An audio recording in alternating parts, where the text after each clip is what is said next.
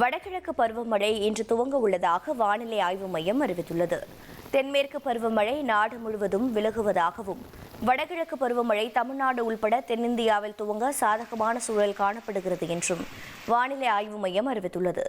இன்று தேனி, தென்காசி, திருநெல்வேலி மற்றும் ராமநாதபுரம் மாவட்டங்களில் ஓரிரு இடங்களில் கன முதல் மிக கனமழையும், கன்னியாகுமரி, தூத்துக்குடி, விருதுநகர், திருப்பூர், கோயம்புத்தூர், நீலகிரி, ஈரோடு, கள்ளக்குறிச்சி, விழுப்புரம், செங்கல்பட்டு, சென்னை உள்ளிட்ட 22 மாவட்டங்களில் ஓரிரு இடங்களிலும், புதுவை மற்றும் காரைக்கால் பகுதிகளிலும் கனமழை பெய்ய வாய்ப்புள்ளது என வானிலை ஆய்வு மையம் தெரிவித்துள்ளது.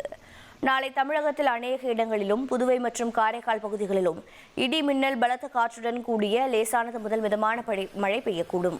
மேலும் சிவகங்கை, மதுரை, நெல்லை, தென்காசி உள்ளிட்ட இடங்களில் கன முதல் மிக கனமழையும், தேனி, திண்டுக்கல், திருப்பூர், ஈரோடு, நீலகிரி, கோவை உள்ளிட்ட 11 மாவட்டங்களில் கனமழை பெய்ய வாய்ப்புள்ளதாகவும் வானிலை ஆய்வு மையம் தெரிவித்துள்ளது.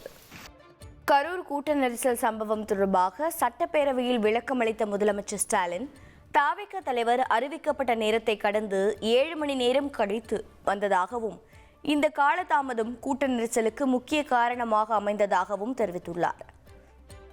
காலை முதல் காத்திருந்த மக்களுக்கு போதிய குடிநீர் மற்றும் உணவு வழங்க நிகழ்ச்சி ஏற்பாட்டாளர்கள் ஏற்பாடு செய்யவில்லை என்றும் முதலமைச்சர் குறிப்பிட்டுள்ளார். 27/9/2025 அன்று அக்கட்சியின் தலைவர் சென்னையிலிருந்து காலை 8:40 மணிக்கு புறப்பட்டு 9:25 மணிக்கு திருச்சி வந்தடைந்தார். அதன் பின்னர் நாமக்கல் நிகழ்ச்சியில் கலந்து கொண்ட பிறகு கரூருக்கு இரவு 7 மணிக்கு வந்துள்ளார். அதாவது அறிவிக்கப்பட்ட 12 மணி கடந்து 7 மணி நேரம் கழித்துதான் வந்தார். இந்த காலதாமதம் கூட்ட நெரிசலுக்கு முக்கிய காரணமாக அமைந்தது. காலை முதல் காத்திருந்த மக்களுக்கு போதிய குடிநீர் இல்லை, உணவு வழங்க எந்த விதமான ஏற்பாடுகளும் நிகழ்ச்சியை ஏற்பாடு செய்தவர்களால் செய்யப்படவில்லை.